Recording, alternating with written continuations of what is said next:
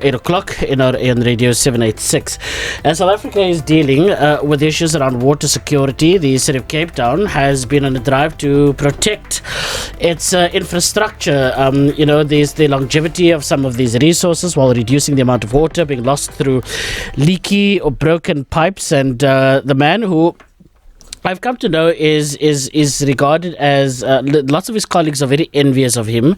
Cllr Zahid Badroodien, Assalamu alaikum. Because he's still a relatively young politician, a young man with a very big task, and is known as the councillor with the billions.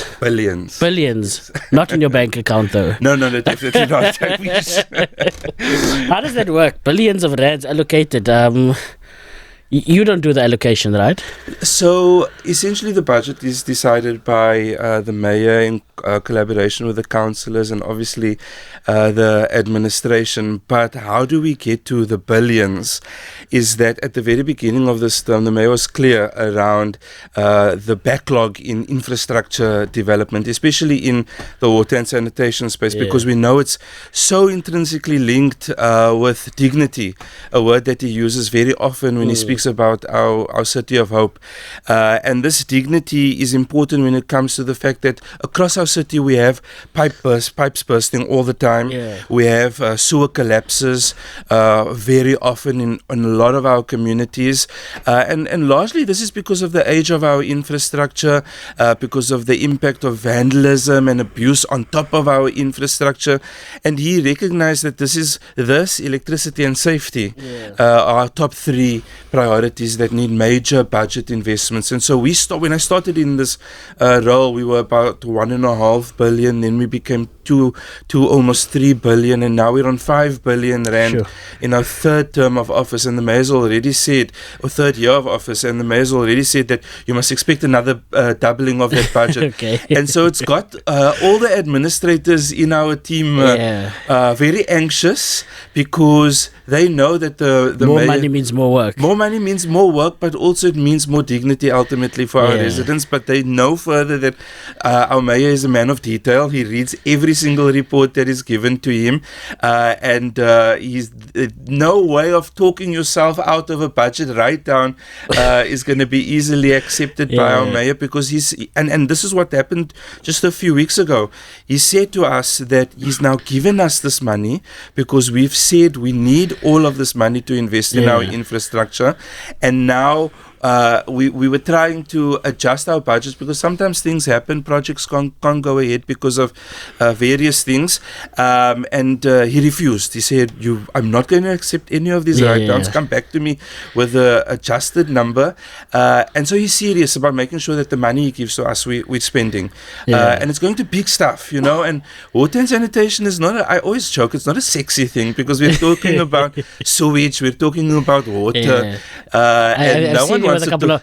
I've seen it with a couple of hard hats in some big, whatever thing that's being replaced and so on. And thanks very much for joining us. We were hoping to have this conversation for the longest time, because our 5-minute conversations are always never enough to really get into the nub of the work that you're doing. And maybe just before we get to the maintenance stuff, what does the water and sanitation space look like in the more broader sense? Totally. Such an important question. And there's some key numbers here, because we deal with a lot of pipes, and we deal with a lot of pump stations and a lot of wastewater treatment works, and obviously water treatment works. So in terms of our water network, we've got almost over 10,000 kilometers of water pipe alone in our city. About 9,500 sewer pipelines. We have almost 700 combined water and sewer pump stations, and then just about 26 wastewater treatment works, less water treatment plants, and then obviously a lot of people linked to making sure that that infrastructure is working.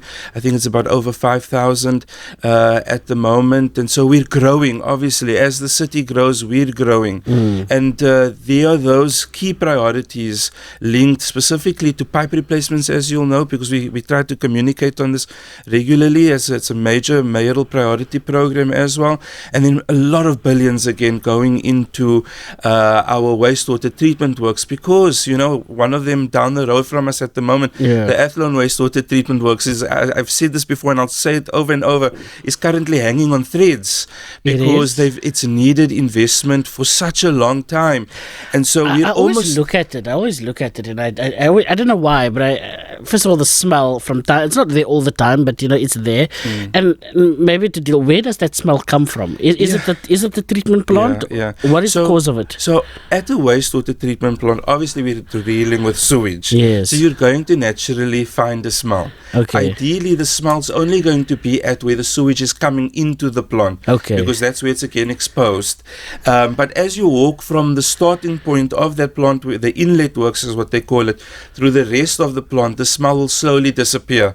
That's at an ideal wastewater treatment works. And what is the methodology for treating that at the moment? There's of course an international standard, yes. You're throwing a lot of chemicals in there. It's not just chemicals, a lot of oxygen and a lot of different kinds of movements and machinery go into that.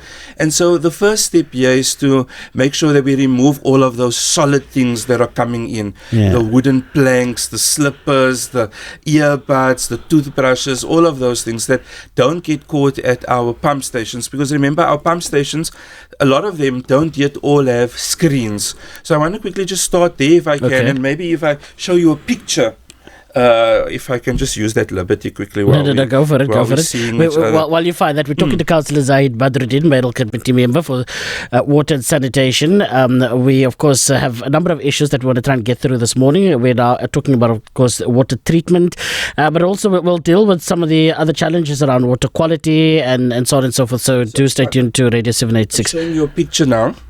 And I don't know if you've seen something like this before. No, what is this? Yeah, exactly. It looks very yucky. It is yucky. So that is what we call a screen, right, before our pumps. And what you're seeing here that is so yucky is rags and tampons, newspaper, plastics, condoms, you name it.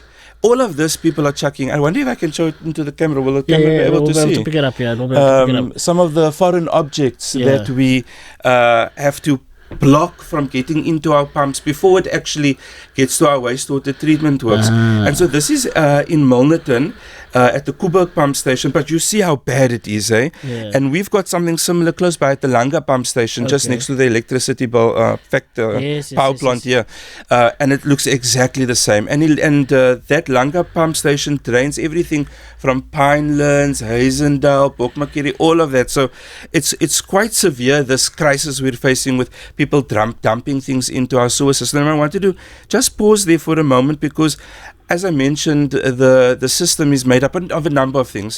From the toilet, it goes into a pipe, and then ultimately it goes to a pump station, because it's got to be pumped all the way through to the wastewater treatment works.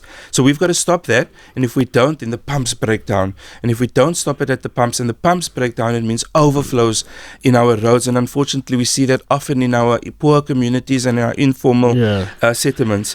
So at the wastewater treatment works itself, we again have another barrier to try and catch all of these things before it goes over into the sand removal, before it goes over into the aeration, and then all of the other chemical processes where we add chlorine and various other chemicals to try and improve that to meet the compliance level set by us before we discharge into the river itself. So there's a number of these drains, as we call it. Okay, so that water is, the treated water is going into the river, not coming out of from my taps? No, definitely not. It goes into a river or directly into the sea. Okay. And in this instance, if I use Athlone wastewater treatment works as an example, Black River. it goes into the Cllr River, because I've now learned that the whole thing is not called the Black River. The Black River only starts really at the golf course. Okay. And so the Athlone wastewater goes into the Cllr River, and then it becomes the Black River, and then ultimately becomes the Salt River when the leaky River and the Black River join each other. But and then it goes off to Muizenberg. No, it goes off to Milnerton. So which way does it flow? So if you're driving along the M5, yes, and you're driving, and there's the canal towards Canal Walk. There's that canal on the left-hand side. Okay. Yes. So the Black River, the Black and leaky River become the Salt River, and then that Salt River, also the name of the area, gets its flows down there past Pardon Island out towards that part of the coast. So if that's treated water, why are the guys there in Milnerton so upset about the city dumping what they believe to be less than adequate water into the lagoon and into the ocean? So Milnerton, the area, that northern part of our city, also has its own wastewater treatment works, which is called Potsdam. And Potsdam, for the last 10 years, you won't believe me, but the last 10 years has been going through a legal court process where the contractors have taken issue with who the tender was awarded to. So we've been in and out of court, trying to just get the work going at Potsdam. And thankfully, at the very start of our term, we were able to overcome some of those issues. And now we're currently on site building a 5.2 billion rand wastewater treatment works. Not building, but refurbishing, essentially, because even that plant is so old. And so they're not wrong to be upset, because for the longest time, we've been through Potsdam discharging effluent that hasn't met the necessary standard. And that has then ultimately impacted the environment. The stakeholders that I work with in that area will tell you that they no longer see fish in that river, that they no longer see bird life, flamingos in that river. And I accept that. It's because of not only the Potsdam wastewater treatment works, but a number of other factors. The deep river, which runs through there, which Potsdam discharges into, also comes from Malmesbury. And in Malmesbury, they've got a lot of agriculture, a lot of agricultural runoff, all of those pesticides and insecticides that go into the river. So even before it comes to the city, we're struggling with receiving a polluted river. But it's worsened, Tashreeq, by informal settlements like Danoon and Joe Slovo that have exploded. They're living literally now on the river. Precisely, and those are but two of the main informal settlements. There's another one, Klipjewil, and if you drive or walk there like I've done, you'll see that along the Prasa railway line, the informal settlements have now exploded, like we've seen here on the central line. And so all of that, additional pollution sources, not only from like solid waste, which is your chips, packets and whatever, but because they've built these structures in areas where there are no sewage infrastructure or no water infrastructure, they then defecate and urinate in buckets or plastics and then discharge that directly into the river, which does have a major impact. They have no other alternative choice because there's no proper reticulation and those sorts of things. But of course, it doesn't. You're dealing with this problem, but there's another bigger problem that's over and above the challenges that, of course, you're trying to overcome. So all of this is how a modern city then discards of its waste. Yes. Right? And given the sort of population growth that we had, I looked at some figures. I was reading a report from the city early in the week for why they want to pursue more bus lanes and those sorts of the bicycle lanes and so on. Are you still cycling, by the way? Am I embarrassing you now? You're letting out that you caught me on the road cycling to the shop, but no, actually I gave that bicycle away to someone who was going to use it more often than me. So no, unfortunately not. Okay. I think you maybe caught me last December, or so it was. I just remembered it being very hot. So it may have been like the run up to the New Year's resolutions, but I do walk now. Okay. And I'm gonna if I can again abuse this platform. Our dog ran away last night, and so I usually walk the dog. And so I live in Cyberham Park at the moment. Yes. And if there's anybody listening from Cyberham Park, what type of dog is please, it? it's a boerboel, big, deaf, old boerboel by the name of Chocolate that my wife gave it. So if there's anybody, please, she's listening and I think watching me, please just be on the lookout, Kanala. I'd appreciate that. We're talking to Cllr Zahid Badroodien at the moment, Mayoral Committee Member for Water and Sanitation. Okay, let's get back to population growth. I looked at some figures about 1 million more people or so expected, on average, almost year on year. And we sit with, I fight with the mayor about this sometimes, this immigration that you guys seem, very, very motivated by, because I suppose it meets a political messaging, where in the city of Cape Town we run things properly, so people want to come and live here, etc. But that comes with added traffic, added wastewater, and so on and so forth that needs to be treated. How much of the work that you're doing right now, the installation of the pipings, the what's those big things, the valves and things that have been changed, and all the big work that you're doing right now, how much of that is responding to this resilient city that you're trying to build? So everything that we're doing now is to work towards the future. On two fronts, and I'll maybe start with the new water program, because that's sometimes a controversial issue if I link it specifically to the fixed water charge, and maybe we can go into that as well.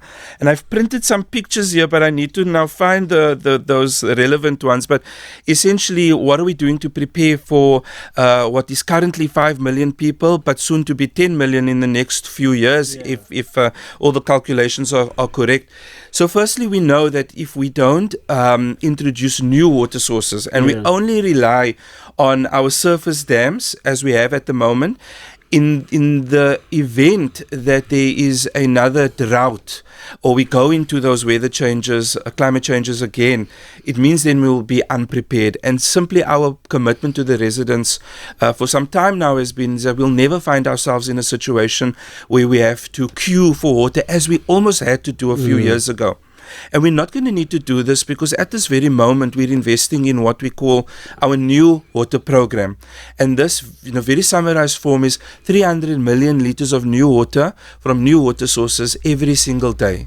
And so what are those new water sources? The first one that we most recently spoke about was the desalination. You'll recall that there were those temporary desalinations in the drought, which was an emergency response, but was never going to ever be permanent. We're working on that now. The site has been identified, and so those are going through the necessary studies and reports so that we can eventually get to that before 2030.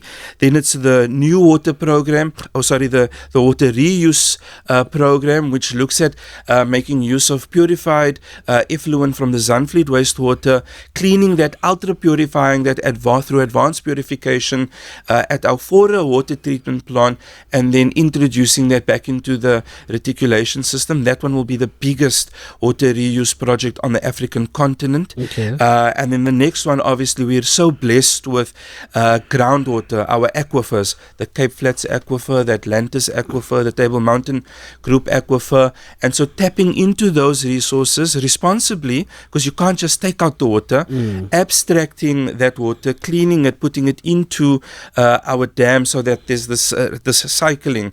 And one of the major ones that we're currently working on in the Zandvlei area is at our Cape Flats wastewater treatment work. So you'll know that on the False Bay coastline, the big one near Mitchell's Plain down the road, side. And there we're building at the moment what we call a managed aquifer recharge. So the water that we're purifying at the wastewater, again, goes through advanced treatment processes. It's cleaned and it's put into the aquifer so that there's a barrier between the clean water, groundwater, and the seawater, so that we can abstract then the groundwater and clean it again before we put it back into the potable water supply. And something that contributes to that as well is the removal of our alien invasive plants. Okay. Because at our dams, you'll know at the Siembras Dam as an example, before I was in the water and sanitation space, I lamented the fact that we were cutting down the trees at the dams because they were so beautiful. But coming into the wastewater, the water space, I understand why. Yeah. Because those trees were all alien. Yeah. And those alien trees were sucking up our water, which reduced the amount of water running off into our dams. So we needed to protect that surface water supply. Is that a lot of water generally? It is a lot of water. Yeah. I think there was a figure that there are a number of football fields that these trees really? are sucking up. And I don't have that exact statistic, but it's quite a lot of water. Yeah. So we needed to remove that, but thankfully it's also being replaced by the indigenous plants, the indigenous fynbos in that area. So there's a very minimal environmental impact, positive I would say, because we're getting rid of the alien plants. So all of these projects together will help introduce new water for a growing city.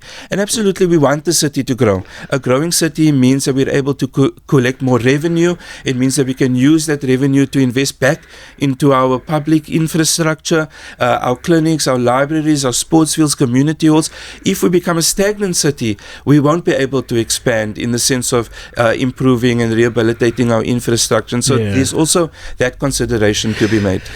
I didn't hear you mention desalination. Oh, I did. Did you? Okay. No, I definitely. That was the first one, yeah. So where will this desalination be? So the identified location for the permanent plant is going to be at the harbour, and just Cape Town Harbour. Cape Town Harbour, yeah. Okay, yeah. So just a week or so ago, I actually presented at what we call the Water, Waste and Energy Forum, where I delivered a contribution to say that the only way residents are going to trust these new water sources is if we're transparent about everything relating to them, where they're going to be, how much it's going to cost, who the contractors are that are going to be building it, what the options were that were available to us that we then decided on as an administration. And so it's at the harbour. It's at a site called the PIP site, Pardon Island something. So it's at the little intersection there.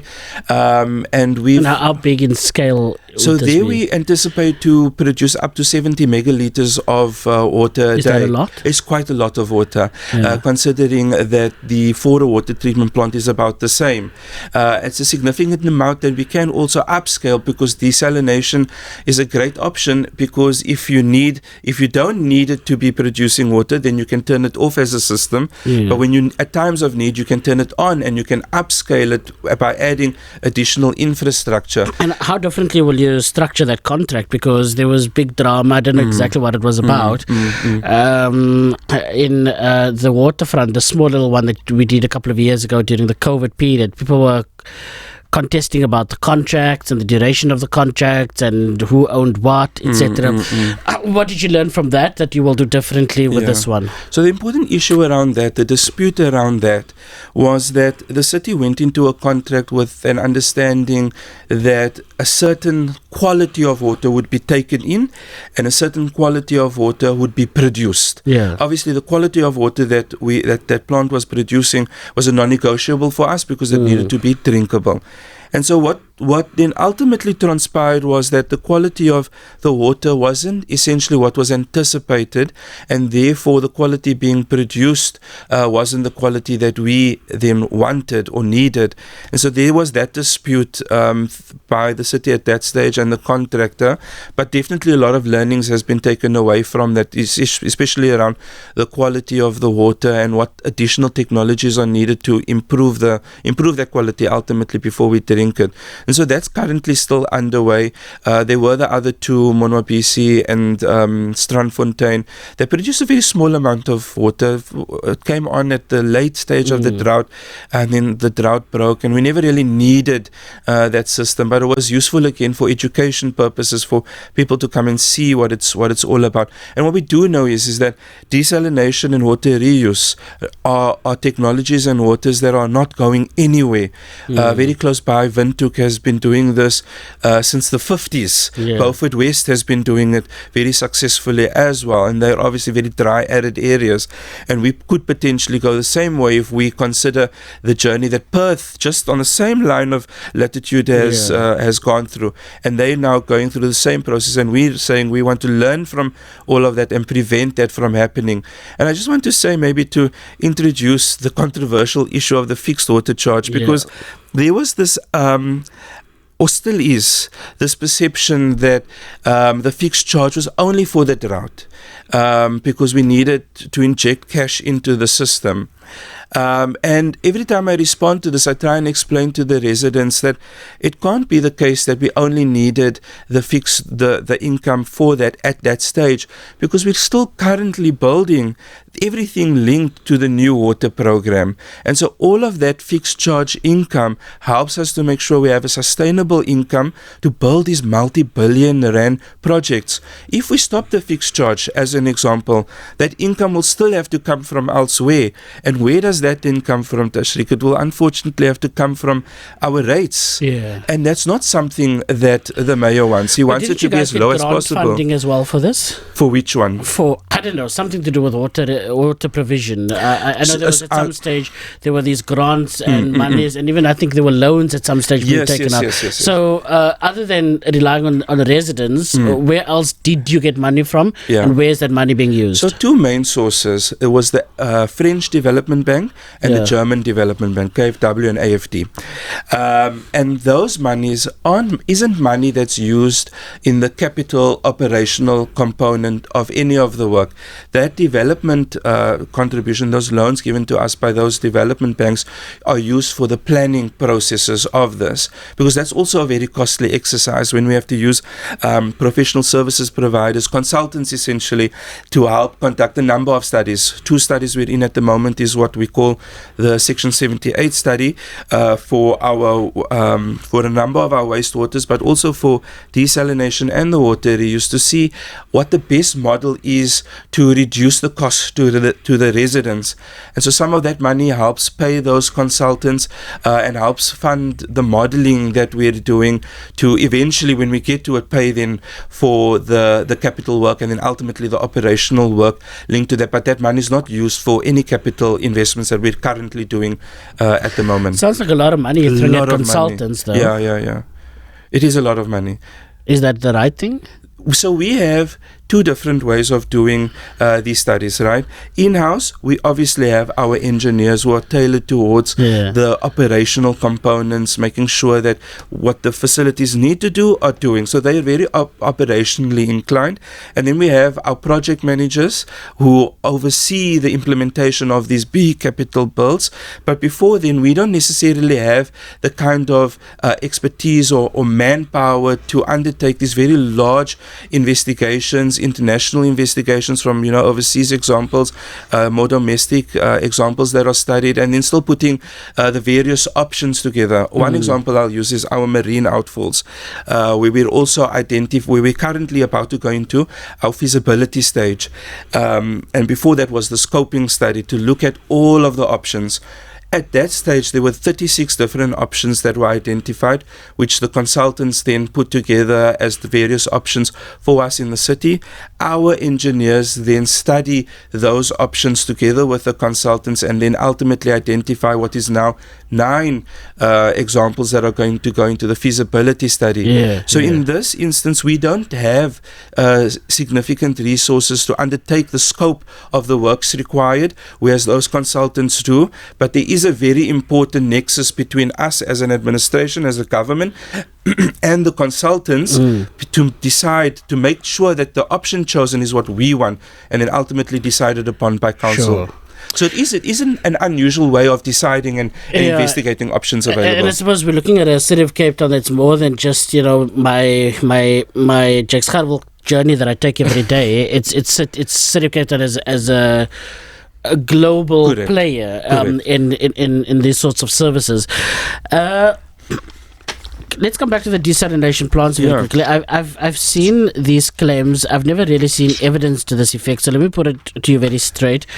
Are the Israelis involved in desalination, and have you contacted any Israelis to do so? Yeah, no, not at all. I get this all the time as well. And from the opposition in council, they like to go this way. In our current process, we're still still in the studying of that, the Section 78 process. Not a single contractor has been contracted to build anything yet. This work hasn't even gone out to tender yet. So it's an impossible thing to say that the Israelis are involved in this, when actually there's only one company, which is the professional service provider, the consultant that we're working with at the moment. Okay, Zahid Badroodien is in studio with us, the Mayoral Committee member for Water and Sanitation. There's of course a number of questions which I'll come back to just now on the WhatsApp line, but I just want to round off on this fixed charge issue. Is this a forever in the day type charge that will be now in future part of our bills, or is there a period? Because what some people have raised is that for a very long time, they must now pay their monthly delivery of water into their homes, which we understand that that's the service that they are paying for. Yes. Why then this particular additional charge? Because if you have, I can't recall the figure. This figure sometime in March this year. I think it was 18 billion or so that you have in the bank as the city of Cape Town, which I know is not a lot of money, but it is a lot of money, but also not a lot to run a city. You never know if you're going to run into a COVID-19 again, and then you need that money. But the point is that the finances of the city of Cape Town are in a lot more of a healthier state compared to other municipalities. Yes. Why then rely on my additional 100 rand or so, and those that, I can maybe afford it, others cannot afford to pay that additional money. And again, just to qualify, I think this is for properties over $1 million rand, if I understand it correctly. 1.5. Will this charge be there as a capital expense that you are, or as a source for a capital expense that the city needs to do? That for future generations you are likely to not just charge them for water, but you're charging them to build the pipes and all of the other stuff, which would have in any case would have come as a capital expense from the city and not asking residents to pay for it. So, important question, and I'm glad you've asked it, because there's two different forms of income when it comes to water. On the one hand is the fixed charge, which you reference, and that's really the charge for access to the water, the fact that the water is coming to your home. Then you have what we call the volumetric charge. The usage. The usage. You pay for the volumes that you're using after the certain free allocation, etc. And so we must remember that to get the water to the home, the water's got to go through a lot of processes as well at the water treatment plant. And so there's an operational component where we've got to make sure we've got all the right chemicals, that the right people are at the plants, that we also, by the way, have to pay national government for the water that we're receiving, that we're cleaning before we provide it to the residents. And so those all have a cost as well, a large operational cost. And so the two costs here, or the two income sources, are essentially different. The one is going to pay for the operationalization and water that we're providing, and then the other is paying for all the capital, the infrastructure, the pipes, the pump stations. And those income streams are, in the city's eyes, aren't necessarily linked to each other, right? And so we're paying for the different work streams here from two different sources, essentially. So the more you use, the more you pay, obviously, because you must pay for what you're using. But at the same time, we've got to invest in our infrastructure, and the one pays for each other. You know? The two pay for each other. Okay, let's come to drinking water. Let me finish off on this part of the discussion. Shafiq is saying that it's still quite ridiculous that we have to pay for this fixed charge, and saying you don't pay for anything, it comes from us. Do you pay normal bills like I do? I wish my wife didn't have to pay these bills from my bank card, but I am a normal resident in the city, so for everything I use, you got into trouble for a water meter issue, right? Electricity. Look how you put that on me. Now you raised that. This interview was going so well. So I, as an ordinary resident, must pay for my refuse collection, must obviously buy my prepaid electricity, must pay for the water. So yes, on the one hand, my salary does come from the residents in the city, but I still have to pay for the same expenses that any normal resident would have to pay. And this argument would be the same if I worked for, let's say, Pick n Pay or whoever. I'd still have to pay, no matter who pays my salary. Cllr Zahid Badroodien in studio with us, Mayoral Committee Member for Water and Sanitation. A WhatsApp, which I want to pivot to our next point that you've raised. That's more the water reticulation bit, and I see some of these very cool pictures. If I can have a look at it. Yes, please.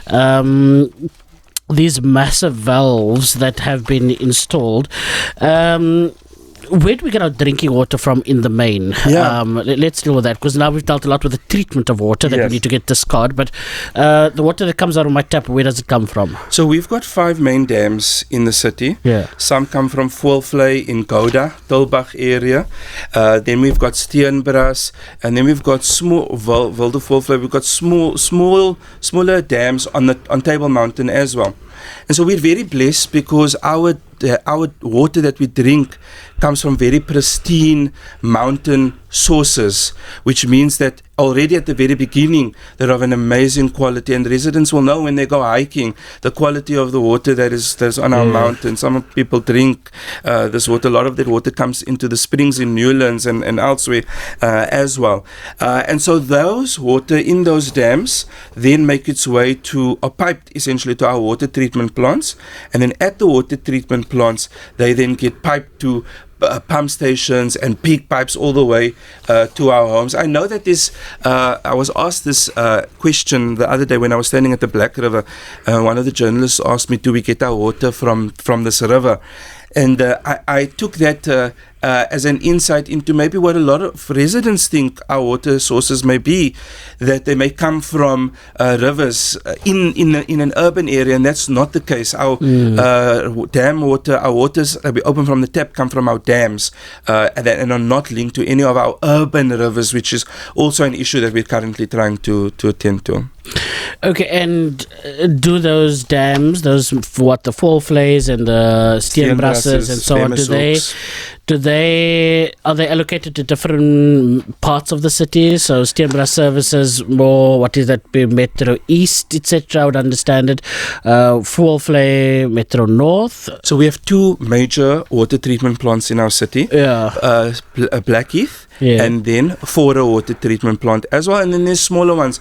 On Kloofneck you've got a small one that takes the Table Mountain water. In Simonstown you've got a small one that takes that mountain's water, and then they get piped to those areas specifically. But in terms of the 2 major water treatment plants, it generally goes, if I use there was an incident not too long ago where we had to issue some warnings because of the quality of the water that we were receiving at Fora. Now Fora water will travel all the way from the Macassar side of our city to where we are at the moment, all the way to Muizenberg, Strandfontein. So that services that very large area, just generally. And then Blackheath would go differently to the more coastal areas, roughly speaking.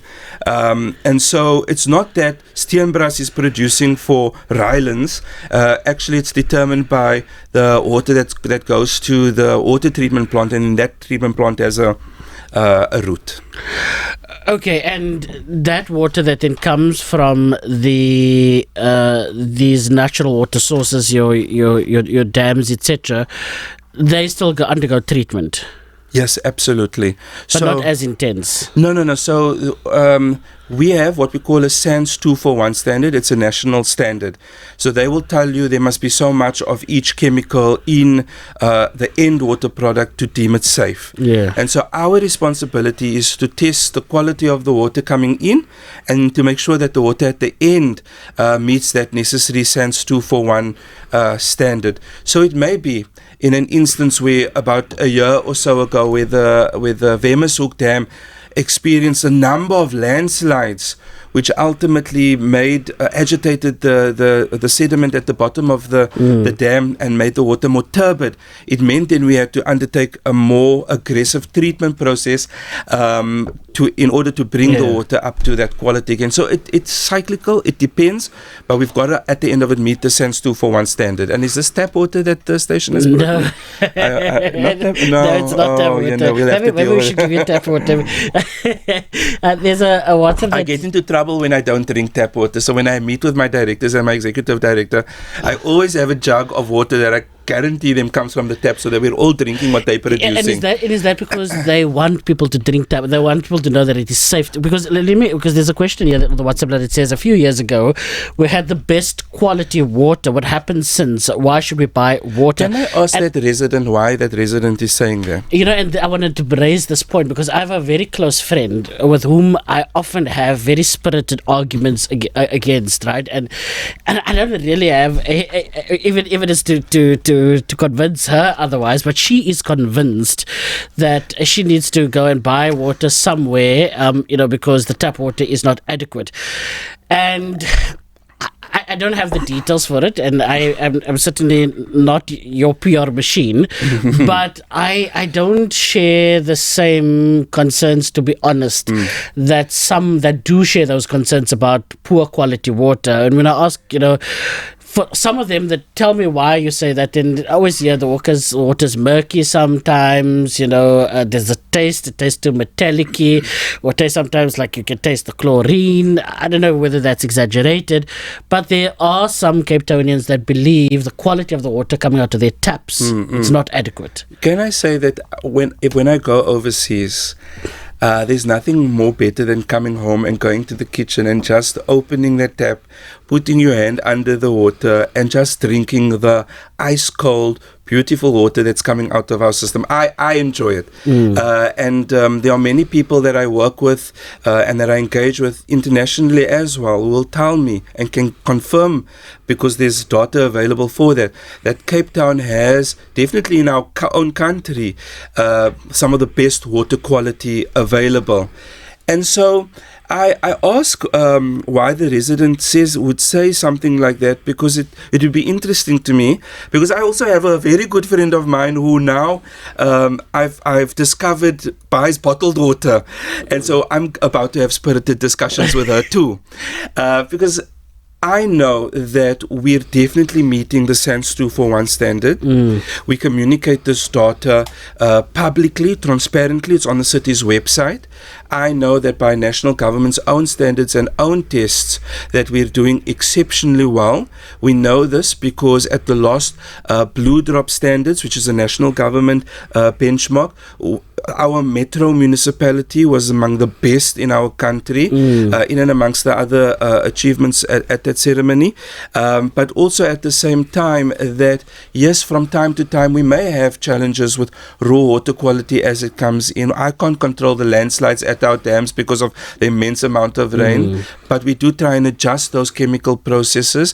And I can also guarantee and confirm for all of the residents that our water is tested every single day, and tested down the road also at the Scientific Services branch here at the Affluent Wastewater Treatment Campus.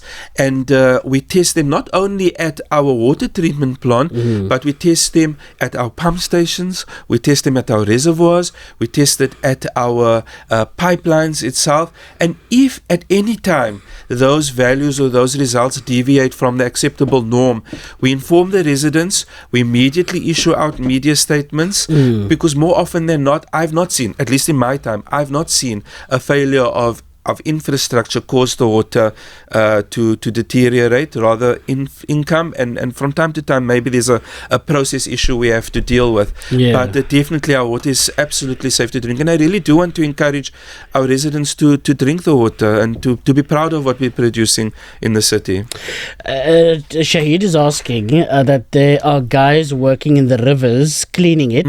They don't seem to be City of Cape Town people, and what is their purpose? Great show, he says.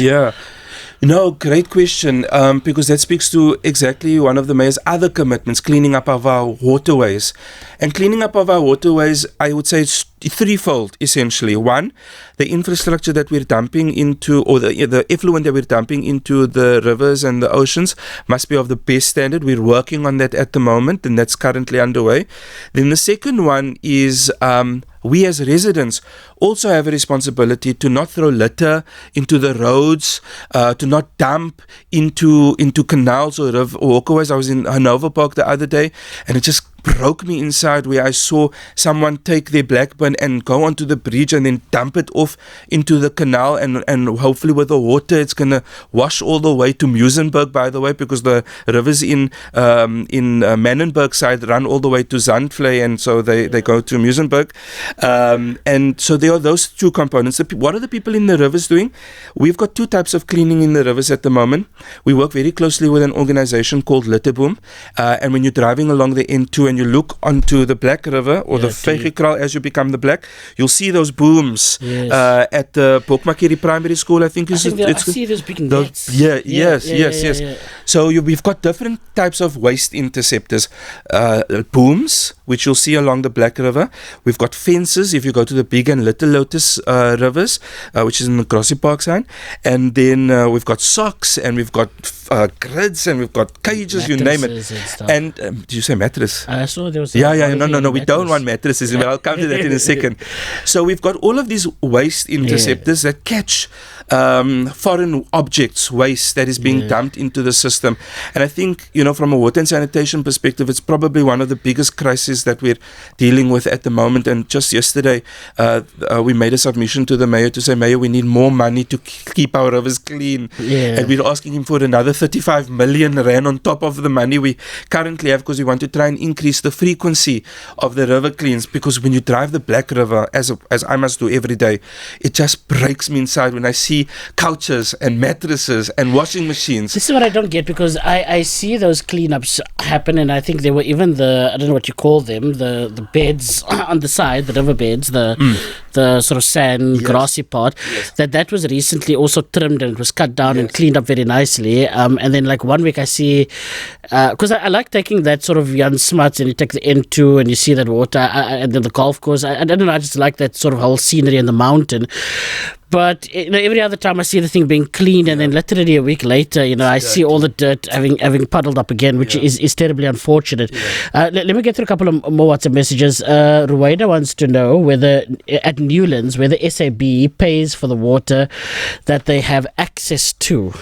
Yeah, it's one of the other things I actually wanted to have a conversation with the mayor about as well, because he asked me the same question a few weeks ago, and I needed to go and look into this. And so it seems very transparently, I'm sharing the information now, that the brewery has a water use license with the National Department of Water and Sanitation. There may be metering of the amount of water that they make use of from the river itself, but that's not being paid for. The difficulty here is that there's this inconvenient space of the fact that water that they're using is not being produced by the city. It's coming straight off from the mountain. They have that relationship with national government. And so how do we as a local municipality then make sure that it's that difficult question. So the river doesn't belong to us, essentially, especially that source that's running down from the mountain. So and they're getting free water. Basically, some would say stealing water. Basically. So I acknowledge that as an issue, and it's a very serious issue for me, because no one should be using any resource in the city that should be paid for, especially when a profit is being made off of it, and especially if, in my assumption, that profit is some of that profit is not being invested into our community spaces. So that, if I can say to the listener, is a work in progress that I'm dealing with. I share the same uncomfortability that she has. We have just about 7 minutes or so left. I just want to quickly get through a couple of WhatsApp messages. So Maya is saying that you're such a smooth talker, but that we must pay for all the levies. If we pay water bills, it's ridiculous the way they rob us. The water is not even healthy to drink, and why must certain people pay pay more levies than others. Again, it's your property values. That is what we try to explain. Can I just correct that quickly? Yeah. So, in terms of the fixed charge, at the moment, it's determined by your meter size. So the meter size, the smaller the meter, the less you're paying. Most domestic households have between 15 and 20 millimeter meters, and so they pay about 81 rand or something like that at the moment. So it is quite low. I remember sending you a WhatsApp one day to ask how much water am I supposed to be using as a household? Because at the moment on my bill, I don't know really how to understand it, but it reflects 9 kiloliters. Is that a lot? No, it's not. That's exact. That, in terms of the free allocation we provide as a city, 16 kiloliters is it's almost half of that. Okay, that's good. So Good. I thought you were having lots of baths. No. I actually tie, it's a little bit of a secret. I actually tie myself when I go and shower. Is it? Well, that's because we have to be up early in the morning. Yeah. So, but I put on a timer on my phone. I let it go and I put on a timer to see that I don't go beyond the allocated time to shower. But anyway, so my further question was about water jumping every other month. She's saying 5,000 rand is what she's paying. This is an anomaly for some people. They don't quite understand it, why the water bills are jumping in the way that it do. Obviously, it would be on account of possibly a leak. Could be. Yeah, so it could be anything. And so when I get those types of complaints, I always ask the residents to share with me their account details so that I can go back and look at their water usage.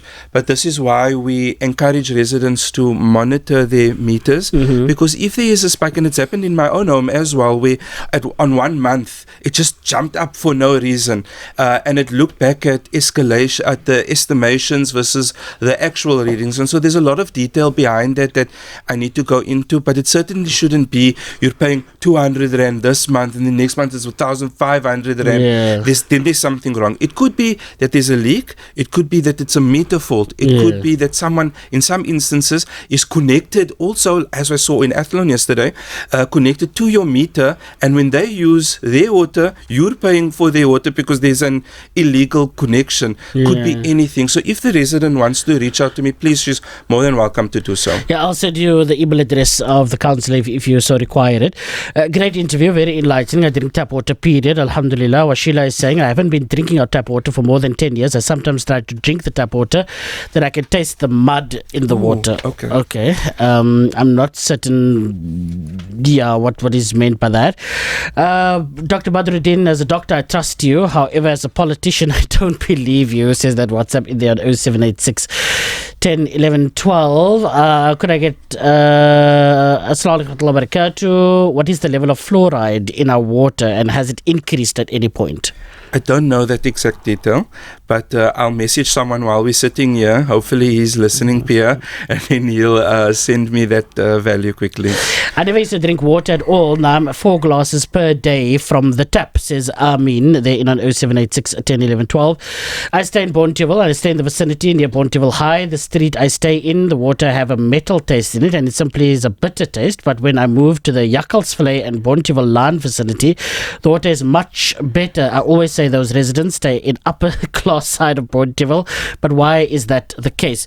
In one geographical region, you have 2 different tasting water. Could it be down to a tap, possibly? It could potentially be down to a tap, but that one region that was referred to now receives water from the same source. So it maybe is a local infrastructure issue, potentially, but the resident can report water quality when there's a taste issue, and then the inspectors will come out and have a look. Okay, some general commentary. My query is not water related. I need a sewer cover and a cover for my water meter. Don't know where I can get one. I also have an issue with this. I wasn't going to raise it, but I have a drain in my yard that requires a particular covering, and they've been there like 2-3 times, but it's a specific one, and it really just annoys me. But I'm not going to raise that right now. But can I touch on it though? I wanted to raise because I'm sure a lot of other people have issues around covers for water meters that are exposed and so on. Sorry, that the person in terms of the fluoride just responded to me. Says that Cape Town doesn't add fluoride to our drinking water. The natural fluoride in Cape Town's water is at a level of 0.1 milligrams per liter, which is well below the South African National SANS standards for drinking water limit of 1.5 milligrams per liter. Okay, so no fluoride. No fluoride is introduced. Okay. Sorry, cover. the question, yes. Yes, covers for water meters and drains. Yes. So if a lot of homes have maybe a drain cover in their driveway or at the back of their yard, and obviously there'll be fire hydrants and stormwater and sewer covers in the front of the property. All those covers in the front of the property, the city must replace because it's our infrastructure. And for that, the city is not going to know where all the manholes have been stolen or have broken, and so we really do rely on residents to help report it. So there's the standard process, the service request process. You can access that on the city's website. I usually just type in when I'm reporting City of Cape Town service request, and it takes me straight there. Or you can do it on WhatsApp, or you can use the city's WhatsApp line. And so the city then attends to those, and sometimes it takes a little longer than it's supposed to, but it's easy then just to let the councillor know or to let me know, and we can get the officials onto that as quickly as possible. The difficult answer is, and that frustrates a lot of residents, is what I'm going to share with you now, is that the city doesn't replace manhole covers on private property. So those manholes, whether it's sewer, whether it's stormwater, the rectangle ones, the circle ones, are for the resident, unfortunately, to replace. And those covers you can buy at any builder's or any hardware store that stocks those covers. So the ones in front of the house, we must absolutely replace, and the ones on the properties are for the residents to replace. And I want to use an example here. There was, in my own ward, because I'm also a Ward 48 councillor, someone in my own directorate who tried to get a resident to pay for a cover on their property, and they chose the wrong ward to try and pull such a heist on, because it's not acceptable, it's illegal for an official to sell any resident any cover of any sort. And so if there are listeners who are hearing this who may have had this happen to them, then they must please reach out to me, let me know, so that we can investigate that. That kind of corruption in terms of officials pocketing money off city assets is not acceptable, and we will certainly investigate it and deal with it. And that's how seriously we take this issue of meter replacements, of cover replacements. So residents on private property must unfortunately make use of, must visit the hardware to replace them. All right, Shafiq and Ahmad, you guys have sent me messages about leakages that are underway at the moment. Apparently, in Park Road in Knovel Park, I don't know that area.